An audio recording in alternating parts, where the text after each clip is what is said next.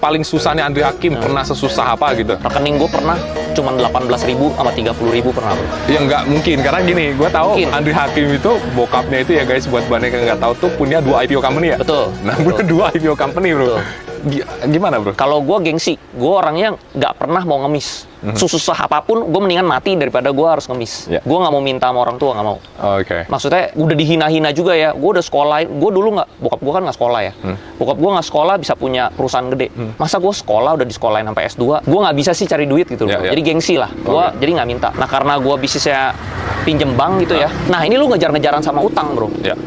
Pas misalnya bisnis lu kadang cuaca lagi nggak bagus, alat beratnya nggak sewa, terus udah gitu ada perbaikan mesin gitu ya. Nah itu alat lu nggak, tapi cicilan jalan terus. Gue harus bayar cicilan. Nah itu satu unit itu dulu cicilannya 16 sampai 17 juta satu unit. Oke. Nah gue ada 3 unit. Nah akhirnya nggak keputer bro. Nah, Akhirnya gue pakai duit tabungan gue. Nah itu di situ juga tinggal 18.000 bro.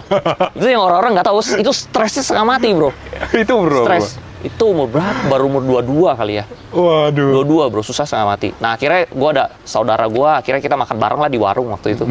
Susah gitu. Tapi untungnya ya akhirnya ada jalan lah. Akhirnya akhir bulannya ada yang bayar, bisa hidup lah. Bisa Tetap hidup bisa lagi. jalan lagi. Oke. Terus kalau memang waktu itu, akhirnya gue itu bertahan nggak lama sih, 3 tahunan lah. Akhirnya gue jual alat beratnya. Oh. Dari hasil jual itu kan juga akhirnya keputar lagi.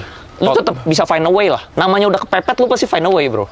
Begitu ya? Ya, karena antara hidup dan mati kan. Dari 1 sampai berapa totalnya berarti? 3 alat berat. 3 alat berat. 3. Dijual terakhir. Terakhir begitu ada peraturan bahwa tambang itu harus bangun pabrik, semua perusahaan tambang kan rata-rata mati nih. Alat berat gua nggak kesewa. Di situ gua jual alat berat gua. Oke. Gua jual, gua ganti bisnis lain. Waktu itu bisnis apa bro? Bisnis gua berikutnya ini impor lada. Oke. Lada putih dari Sulawesi, gua jual di pasar di Jakarta. Itu bisnis kedua gua. Gua jalan bisnis banyak, bro. Banyak banget.